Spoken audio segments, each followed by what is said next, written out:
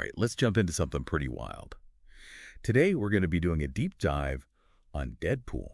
Deadpool. Yeah, the 2016 film, the one that kind of flipped the whole superhero thing on its head. Definitely. You know, looking at all this research you sent over, I got to say, as a media studies student, you really hit the jackpot with this one. Oh, yeah. Oh, yeah, we're going way beyond just box office numbers here. All right. We're talking about, like, how it changed the game for these kinds of stories, how they get made, how they get put out there, how they, I don't know, how they hit the audience. Yeah, how they connect. Exactly. It's not just about the money. It's the whole vibe. The impact. The impact. Yeah.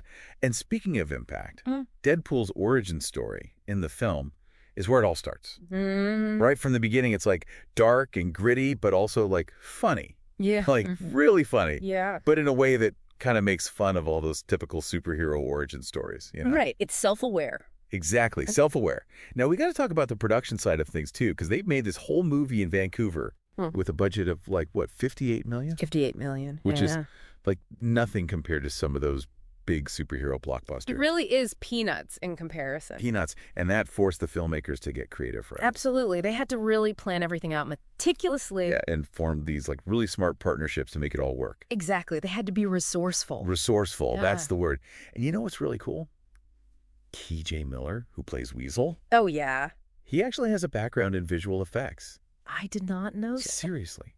So he actually worked with the VFX team to, like, make sure they got the most bang for their buck. Wow. So they really used all their resources. They did.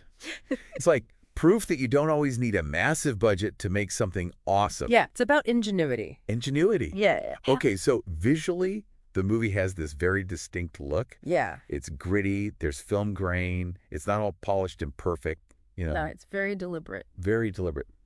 They weren't going for that typical superhero shine. Right, right. And the cinematographer, Ken Sang, he worked closely with the director, Tim Miller. Tim Miller, yeah. To create this visual language that really reflects Deadpool's personality. And the whole subversive tone of the film. Exactly. And then, of course, there's the fourth wall breaking. The fourth wall breaking, yeah. I mean, he's constantly talking to the audience, making jokes about the whole superhero genre. Yeah, it's hilarious. Hilarious. And it adds this whole other layer of engagement, you know? Like, you're in on the joke. It's meta commentary, but it's also really smart. Smart, yeah. It's not just about the laughs. It's like deconstructing these tropes. Deconstructing, exactly. And the audience ate it up. They did. I mean, Deadpool blew past everyone's expectations at the box office. It really valued. Over $783 million globally. Yeah. A huge risk for the studio to make an R-rated superhero film. Huge risk. But it paid off. Big time. It really shook things up in the industry. Yeah. It showed that there was a demand for something different. Definitely a demand for R-rated superhero films. And they marketed the hell out of it, too. Oh, yeah, the marketing was great. That whole Comic-Con presence, engaging with the fans directly, it captured that irreverent spirit perfectly. Yeah, and built so much hype. Hype. They knew exactly what they were doing. It was a really well-executed campaign. They targeted their audience perfectly. Yeah. They knew who they were talking to. Exactly. And they spoke their language. Hell We're going yeah. to talk about that impact on the genre next. And, you know, it's not just about Deadpool itself. Right. It's like it opened the door for so many other superhero stories to be told differently. Yeah, it kind of gave filmmakers permission to, like, explore the darker side. The more complex stuff, the funnier stuff even. Yeah, it broke the mold a little bit. It did. Like, think about Logan. Oh, yeah. So brutal. So real. Not your typical Wolverine. Totally different vibe. And then there's The Boys. Ah, The Boys. Completely flips the whole superhero thing on its head. Yeah, super cynical. Cynical. But also, like, makes you think. Right. It's satire. Satire. It's like Deadpool proved that these movies didn't have to follow the same old formula. Yeah, they could be for adults, too. Exactly. Yeah. And even in the more, I guess, mainstream superhero world. Like Marvel. Not like Marvel. Yeah. You see movies like Shazam and Thor, Ragnarok. More comedic. Way more comedic. But still, like, good superhero stories. Right. They found that balance. They did. Deadpool definitely changed the game. It expanded what was possible. Expanded. Okay. But it wasn't just about the laughs. No. Deadpool had some serious stuff in there, too. Oh, yeah. Like toxic masculinity, the whole divided society thing. Heavy topic. Heavy, but it wasn't afraid to go there. It's impressive how they did that. I know, right? to balance the humor with those real-world issues. And it worked. It did. Okay, so we've talked about the first film. The impact. The impact. But there's more to the story. There is. Oh, yeah. Deadpool 2 came out in 2018. Oh, right. The sequel. Bigger budget, even crazier action. I liked Cable in that one. Cable. Such a cool character. Yeah, and Domino, too. Domino. Her powers were so unique. Yeah, that luck thing. The luck thing. So unpredictable. Made for some great action scenes. And get this, Deadpool's going to be in the MCU. Whoa, really? Yeah.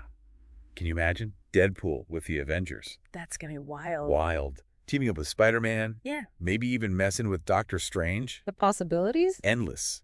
The fans are going nuts with theories. It's a big deal bringing him into the MCU. It is. Yeah. But it's also, like, a challenge. How so? Well, Deadpool's known for being, R-rated. Right, that humor. That humor. And the MCU is generally more family-friendly. So they have to figure out how to make it work. They do. Yeah. But I trust Marvel. They've handled these kinds of things before. They're good at it. They are. Plus, Ryan Reynolds is super passionate about Deadpool. Oh, yeah, he's all in. He's all in. He's been really involved in shaping how he'll fit into the MCU. That's a good sign. It is. So we've gone from Deadpool's beginnings to his success to his impact. Quite the journey. And now, the MCU. It's crazy to think how much one film changed the superhero game. It really is. It proved that taking risks can pay off. And that audiences are hungry for something different. Something different. And that's why we love Deadpool. Yeah. And now he's going into this whole other world. The MCU. The MCU. Yeah. With all these established characters, these storylines. Right, it's a whole different ballgame. It is.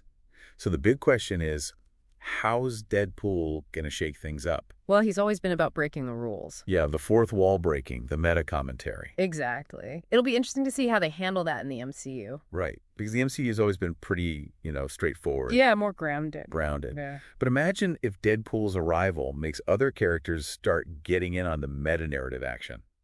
Like what? Like what if Iron Man starts winking at the audience? Or Captain America makes a joke about being, too perfect. Huh.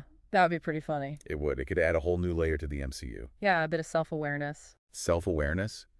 And, Deadpool could push the boundaries in other ways, too. How so? Well, he's not afraid to tackle those darker, more complex themes. Right, the stuff we talked about earlier. Exactly. And that could influence how the MCU approaches those kinds of stories. It's exciting to think about the possibilities. It is. So we've covered a lot of ground today. Deadpool's origin story, the impact of the first film. The sequels, the MCU, the whole shebang. It's been a wild ride. It has. But before we wrap up, I want to leave you with one last thought. Okay. Given how Deadpool loves to break that fourth wall, talk directly to us, the audience. Yeah. How might that change things in the MCU? Could it make other characters start doing it too? Like blur the lines between fiction and reality. Exactly. It's something to think about. Definitely food for thought. So there you have it, folks.